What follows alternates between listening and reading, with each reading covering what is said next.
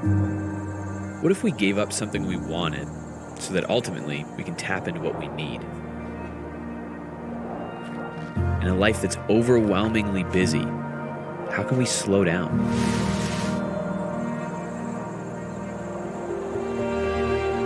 How can we find order in a life full of chaos? Instead of living outside in, how do we live inside out? Imagine feeling connected, grounded, and attuned to God's presence every day. It is possible.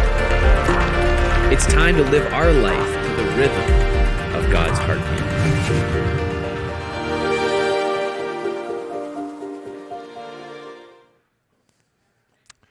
I have a confession to make. I recently have entered into rehab. Now, before you get your forks and pitchforks ready and get ready to start the next rise and fall of a pastor, podcast, or documentary, let me explain. I'm in clutter rehab. I'm in mess rehab. I am trying to change my life. I'm trying to be better. The truth is this, my whole life I have struggled with being messy. Like, it's a problem. Not just a little bit. Like, we're talking like, you will change the way you think about me if you see my truck messy. Anyone ever meet that type of person? No, I've moved on from like McDonald's wrappers, like, and you can tell how bad the problem is for the person by like the promotional thing that happened from McDonald's. Like, you get in someone's car. Now, this isn't quite me, but I've been there before, where all of a sudden they're like, just throw it in the back. You're like, this is from the 1998 Olympics. Like, why is this still in here? Do you not go to a gas station? There's a garbage can like 6 feet away. Put it in at least once a year, once a decade. This McDonald's wrapper is older than your car. How does that even happen? Now, I'm judging other people. And listen, I'm not quite at like hoarder level messy. I don't deserve my own TLC show, at least not for that. But it's been a problem. And my whole life I thought, like, there's something wrong with me. Why can't I just get organized? In school, I was the guy who didn't have a binder. You know, at the end of class, he just crumples up all the papers and just stuffs them in the backpack. And then he's like, I don't know why I didn't remember to do my homework today. And at the end of the year, it's just like a locker full of old banana peels and just like papers that weren't done. It's like, I don't know why I failed college. I don't get it. But I can't seem to wrap my head around that. And for me, it was just this problem, like, why can't I be an adult? And when I was like 15, it's like, okay, when I'm 20, I'll be an adult. And at 20, it's like, maybe 25, when my brain is fully formed, then I'll be an adult. And it's like, maybe by 30, I'll like remember to vacuum every once in a while. Like, I don't know. It just never seemed to get better. But then I had just this epiphany on TikTok. And for once, it actually turned out to be true. I have ADHD. And it made sense as I read about it, as I talked to my doctor about it. It's like everything that was wrong with me my entire life wasn't just me being lazy or dumb or unorganized. It was me being lazy, dumb, and unorganized for a reason. It wasn't my fault. It's not my problem. Society's the problem. The standards are too high. People should conform to my way of life. We don't need categories, we need piles. We don't need closets, we need piles of clothes. And just how my brain works, but honestly, you can't live like that forever. And at some point, you have to just kind of like change the way you think. So I'm like, okay, I've got this plan. I'm going to be cleaner. I'm going to put the dishes away as I use them. I'm going to, if I have food in my car, when I get out of the car, I'm going to take it with me. And it's been somewhat productive. Now, I got to be honest with you, not perfect, but better, because the truth is, even for me, who's kind of somewhat comfortable with clutter, like if you saw that my desktop on my laptop, it's just layers of screenshots and files. Now, I know where every single thing is on there, but it would give an A-type person an anxiety attack, like panic attack. but I know where it is. But it's just, that's not the best way to live your life. And unfortunately, it is not society's problem. I have to live within society. And I've been trying to change the way that I live because even though I'm comfortable, it can become problematic.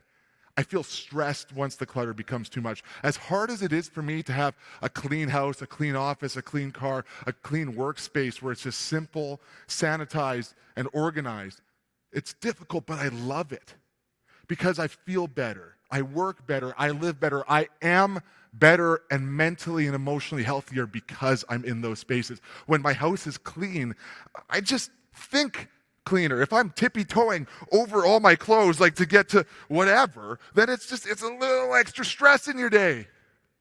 And I don't like it. But clutter can be this thing. And so I've tried to move things out of my life in the last couple of years. I've tried to get rid of things that I don't need to simplify my life. And let me tell you, there's no place as an adult, and you will learn this as you go through your 20s and you get your own houses and you get your own stuff and salaries, and then you realize that, you don't just suddenly become an adult when you get money. You still can buy things that are dumb. And you look through your kitchen cupboards in your early 30s and it's like, why do I have all these things I don't need? Why do I have a panini press, a cotton candy machine, a quesadilla maker, a pasta maker? Am I trying to build a home or a circus? I don't know, but I don't use these things, and all the counter space it takes up or the clutter, and it's more than you need. So I've been trying to get rid of all those things, especially because, let's be honest, all those things are replaced by the air fryer, which has changed my life, but that's a different conversation for a different night. But if you haven't got an air fryer, get an air fryer. But I went through this period of moving all this garbage from home to home to home. We got another tote tub of another thing that's used once every 2 years, and you don't even know how to do it right because you're missing half the pieces. But it's just taking up space in my house, in my storage, in my cupboards, on my counter, and it's too much, and I need to get rid of it. So I've decided to change my life. And as I have, it's gotten better. Feel clearer. There's more space. It's just more simple. And I think we all love that idea of simplicity, don't we? That idea of just simplifying our life, of having less stuff, less worries, more peace, less debt, less clutter, less stress altogether. The rise of minimalism over the past couple of decades is, I believe, a direct response to previous generations' affluence and excess of stuff. Have you ever been to a boomer's house? Now, you probably were raised by them, so you have, or they're your grandparents. Like, going to grandma's house, it's chaos. Like, everything has everything and is everything. The walls are just covered in the most random knick-knacky crap you've ever seen. And it's like, where did you find this stuff? How did you collect this over your life? Like, the walls of their homes are just covered wall to wall in knickknacks. And they say that we are the generation of excess, or millennials and Gen Z now by association. And the truth is, I take that personally because I don't need an extravagant cabinet to hold fancy plates and cups that I never use. Fine china? Why? Why? I'm more of a paper plates type of guy. Right? Not plastic, paper, just saying. Sometimes plastic. And I don't need that. So trying to keep it simple. I've been trying to simplify. But removing my ADHD brain from the story, we've really done a good job as millennials and Gen Z of getting that decluttering in our lives of stuff. Simplifying our lives as much as we possibly can. Now, maybe you struggle with it more than others, but just in general, you won't see somebody under 40's house and be like, man, that's a nice live, laugh, love painting on the wall. You just don't see it, unless it's ironic, then that's hilarious. But honestly, you're not going to see that unironically. So we've done that and we've simplified our lives and we feel better about it in general. And if we've done that with the stuff in our lives, if we've become good at that, if that's a marker of our generations of young adults, why are we still so stressed? Why do we still have so much anxiety? Why are we depressed? Why do we feel like we're always so busy? Our life is so cluttered and stressful. Why does our life feel so cluttered all the time? Have you been there? Do you ever feel that way? Do you long for peace? the peace of simplicity in your life. This week we're continuing our series, Rhythms. We're going through a book by the author Richard Foster, Celebration of Discipline, and that's the topic we're talking about this week is simplicity, keeping it simple. Truth is, we figured out the secret to outer peace as our generations, as young adults, of getting rid of stuff and not cluttering our walls and not cluttering our cupboards and all those different things. But that's outer simplicity. That's stuff. And that's a part of the conversation for sure, because that's a part of our life, and the things we have and the way we live our lives and the things we chase after will very much impact our lives, will very much impact our mental health, our spiritual health, just how we exist all together. But the truth is this: until we find inner peace, the organizational patterns of our homes won't matter. Until you find peace in your heart and your soul, how much stuff you do or don't have doesn't mean anything. If your peace comes from how clean your cupboards are, how sanitized your kitchen is, and how little stuff you have, and how you wear the same black shirt or whatever it is every single week, if that's where you find your peace, you will never truly find peace. It will be fleeting, it will be temporary. So how do we find inner peace? How do we find that hope that we're looking for? It's more than just getting rid of stuff. It's changing our entire value system. The truth is, we try to find our value in so many things. Maybe it is for you. Let me ask you that. What do you find your value in? What does your value system direct you to? Where do you find your validation? What is that thing that you're chasing after at all times? And that's the thing that if I get it, I'm going to feel better. If I get it, then that's going to be the thing that makes me happier than I am now. I'm going to chase after it. I'm going to work for it. And once I can grasp it, then I'll feel good about who I am. We all have something that we're either chasing or that we have chased in the past that has become that value thing that gives us our identity, that gives us our value in society or a value to ourselves, whether we admit it or whether we know it or not. So what is that for you? Because so often it is stuff.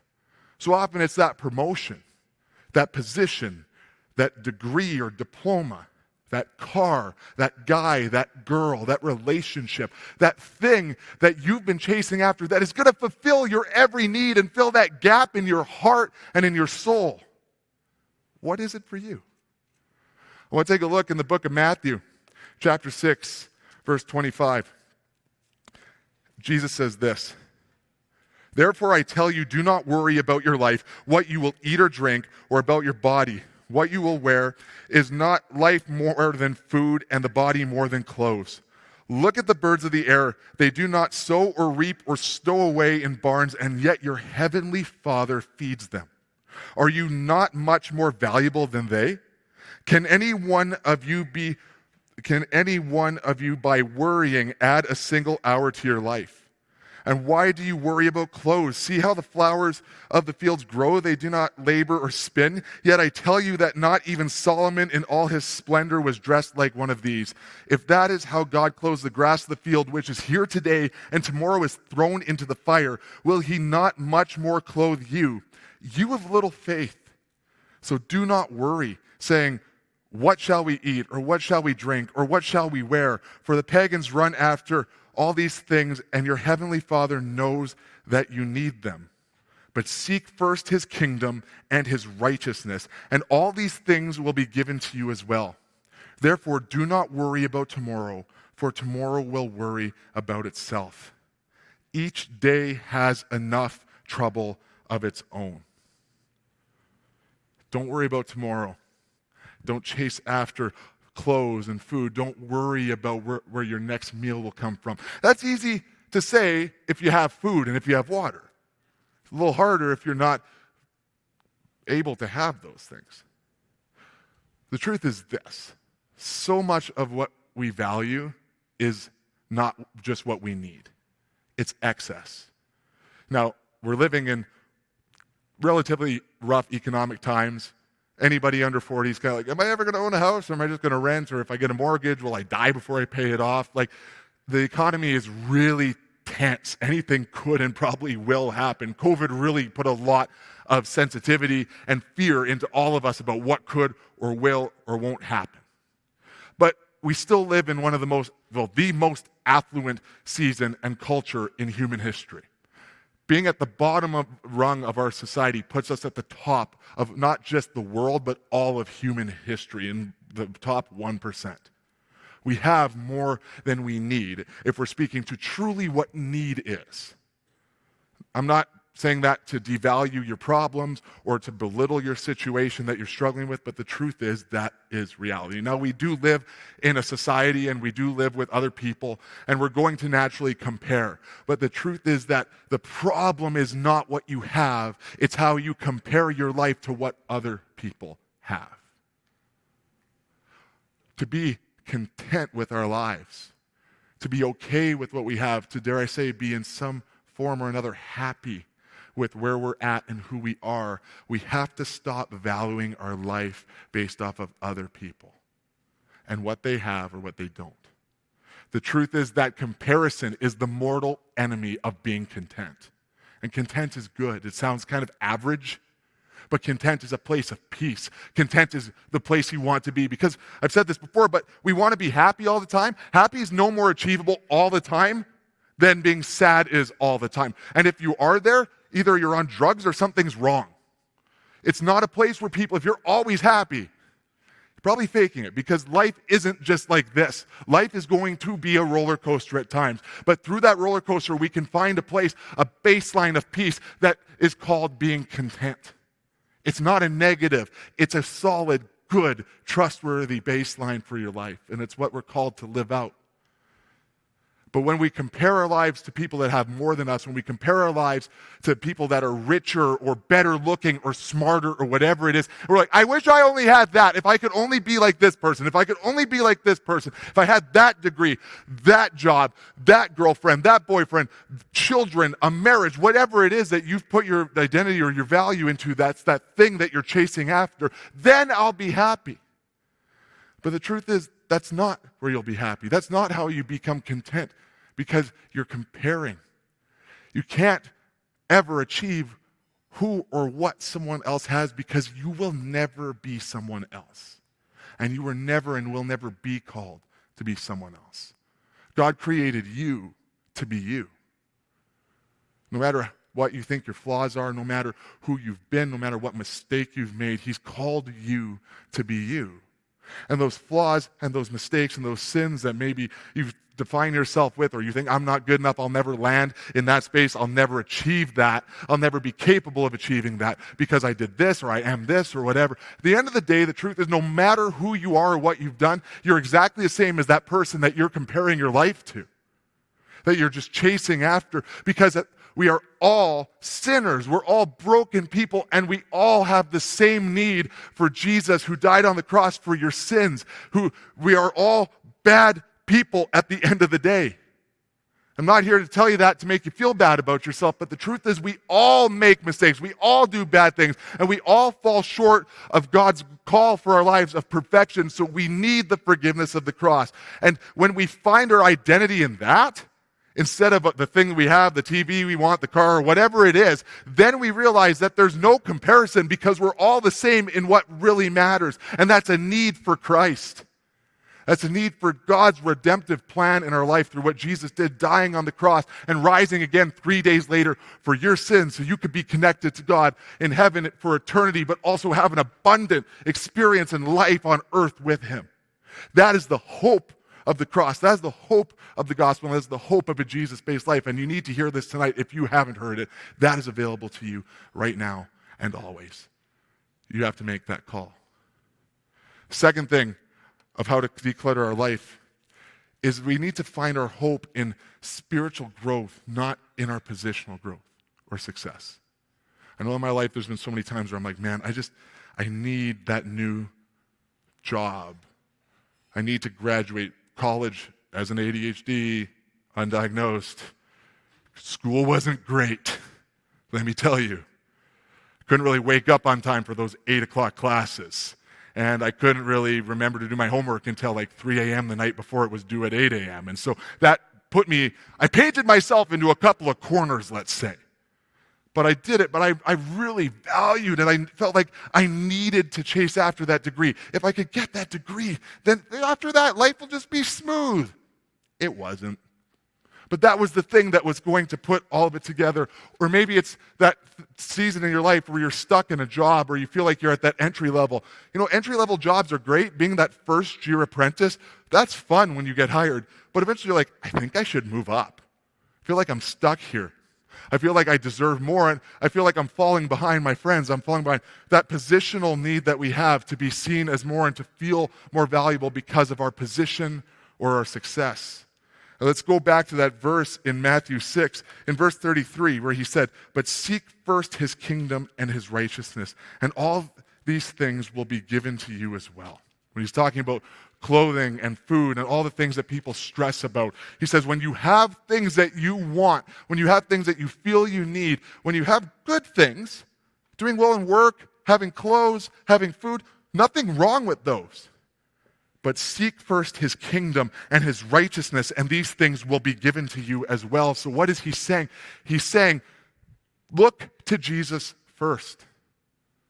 Don't put your work towards just improving your leadership skills or your work or ability to form an Excel sheet. Goodness, I hate Excel sheets. Don't put your value in getting better at fixing cars or programming computers or coding or whatever it is. Do those things for the purpose of your work, yes. But more importantly, seek first Christ's righteousness. Seek first God's plan for your life. If you put Jesus first, everything else falls in line. Not just for a tactical reason, not to do it manipulatively, where it's like, well, if I follow Jesus and I look more like him and I behave like Jesus, I could trick my boss into promoting me. Probably not the right attitude. But I can promise you this, as you seek the righteousness and the Christ-like patterns that Jesus shows us in the Bible, in the Gospels, Matthew, Mark, Luke, and John, the first 4 books of the second half of the New Testament.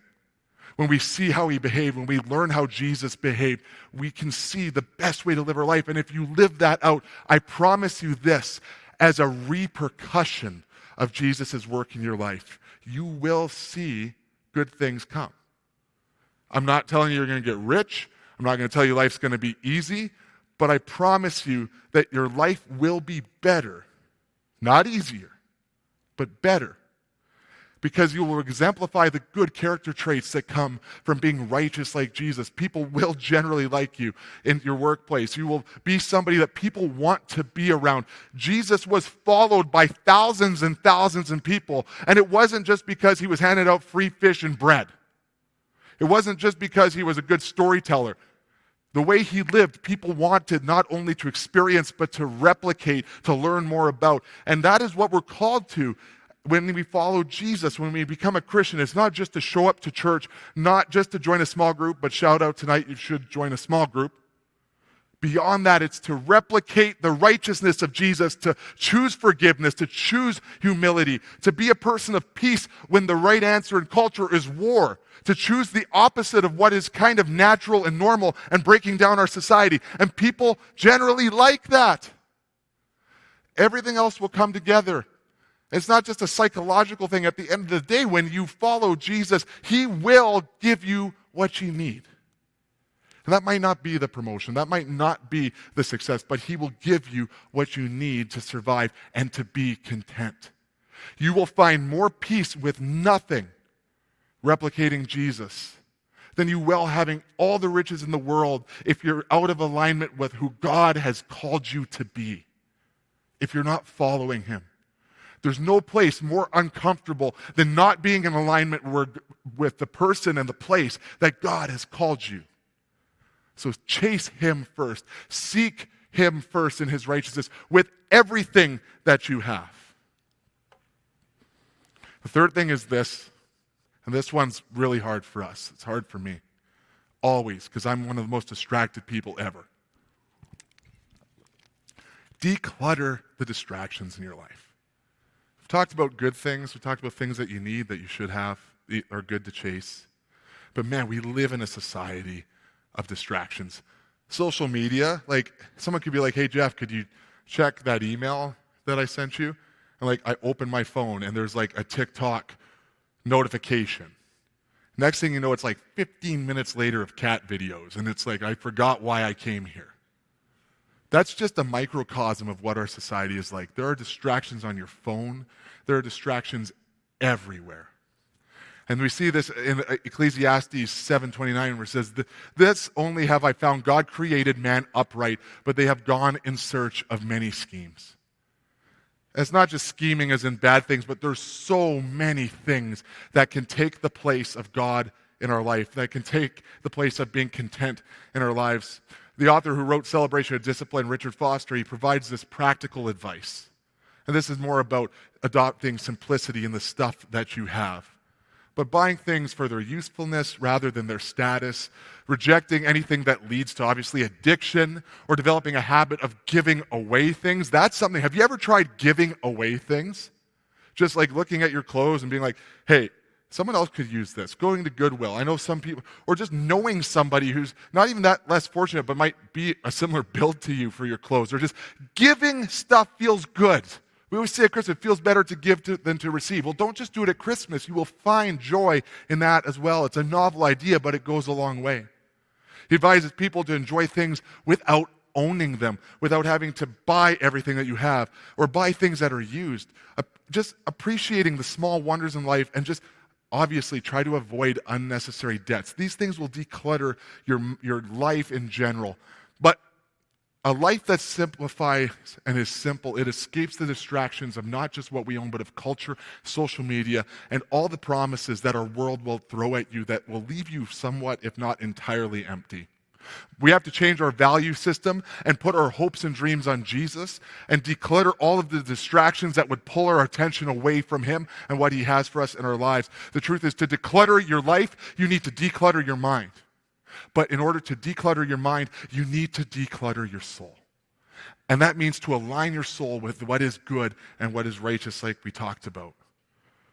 When our soul is in alignment with Jesus, when our soul is in alignment with the Word of God, with His Word in the Bible and who He calls us to be through that, when we're spending time with God, when we're praying regularly, when we're spending time in devotions or whatever it is, joining small groups, when we're seeking Jesus, serving, when we're doing the right things and our heart is in the right place, that is when our life flows out of the simple fact that Jesus is truly all that we need. Culture's going to tell you, you need everything else. And it has, and it's told me that. And it's just said that, listen, like, here's what you need. You need to be successful, you need to be rich, you need to do all these things, and then you'll be happy. But the truth is, all you need is Jesus. And I know I'm a pastor, I have to say that, but it's true. Because everything else will fade away. Everything else is a mist. It's fleeting. It doesn't mean anything in the long run.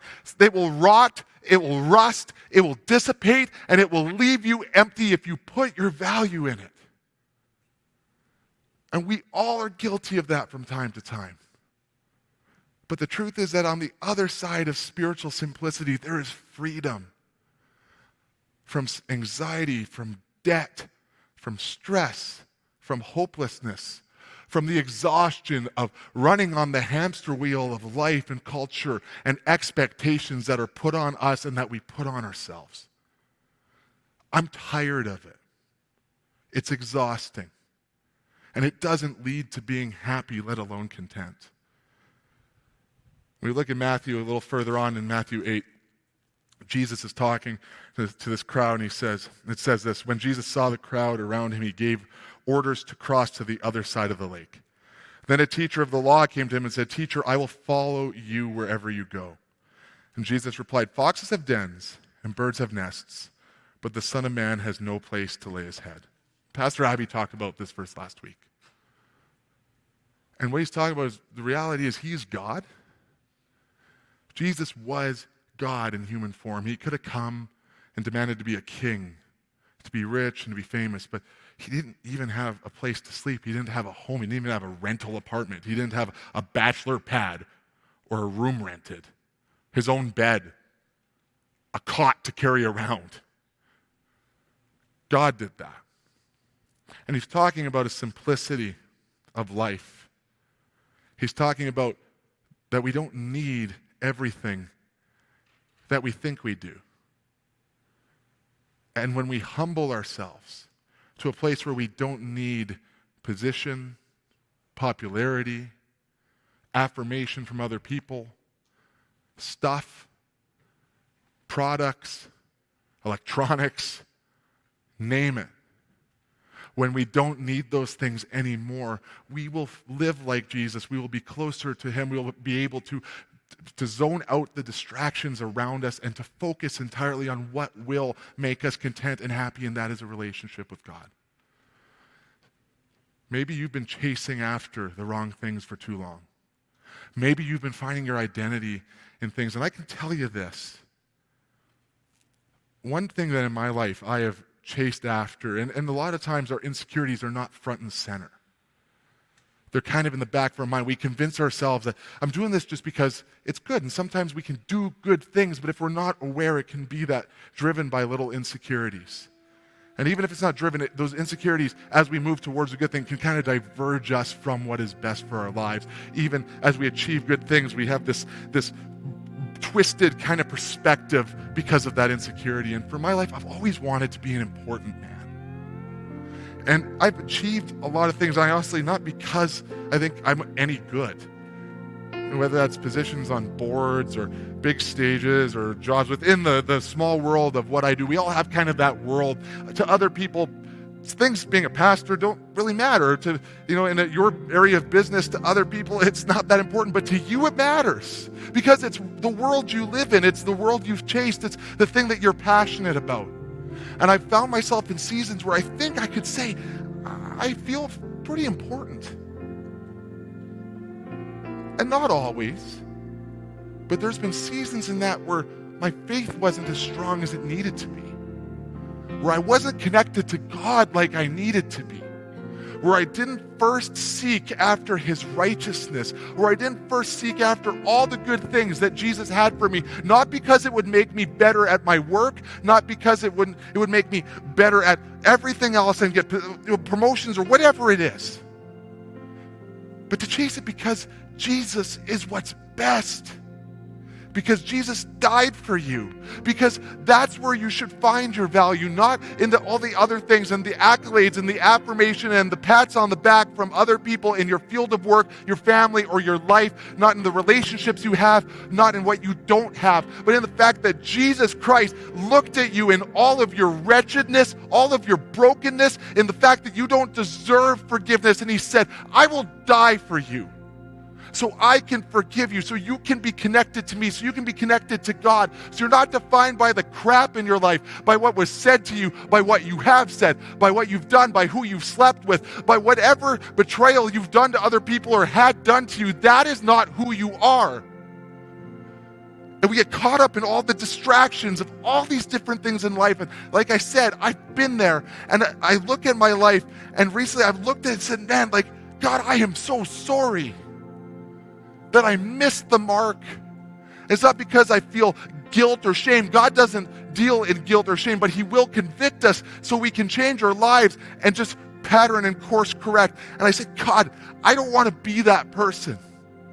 I'd rather have nothing and be at the center of who you've called me to be.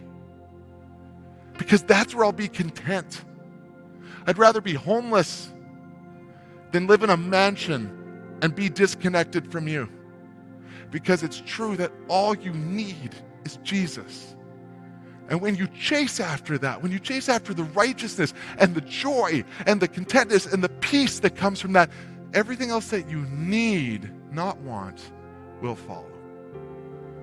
So tonight, maybe you've never made the decision to follow Jesus, but you've been chasing after everything and you just are exhausted. There is rest and there is peace and there is content at the end or the other side of a decision, the best decision you can ever make to follow Jesus. And I'm telling you, if that's you, you need to make that decision, but I can't make that for you. That's a decision that you have to make.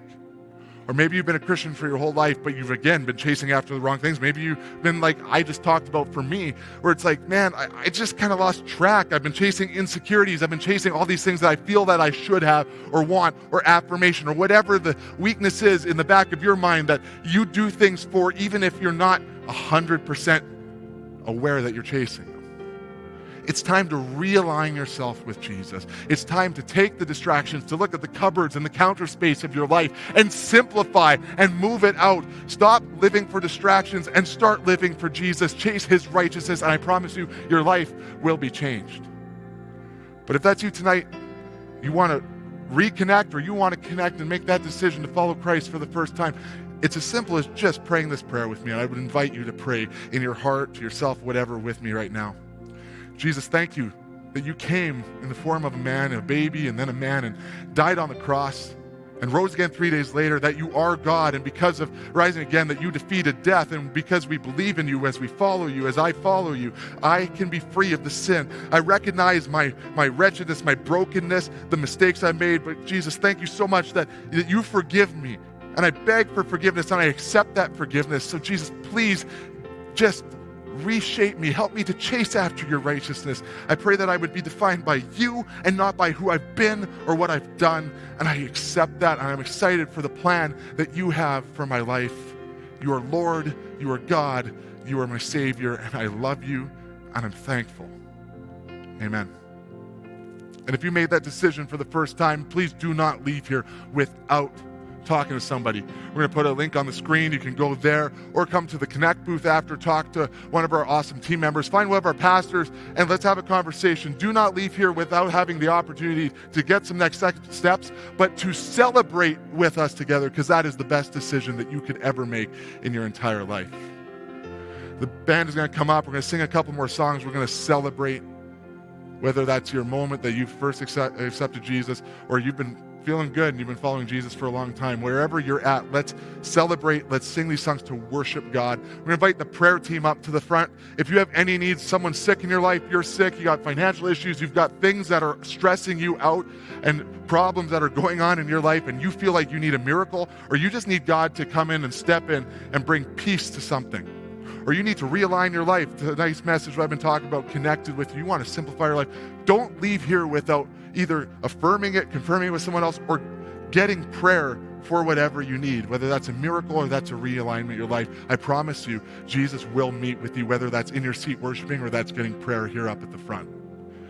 But if you're able to, let's stand together and let's worship God.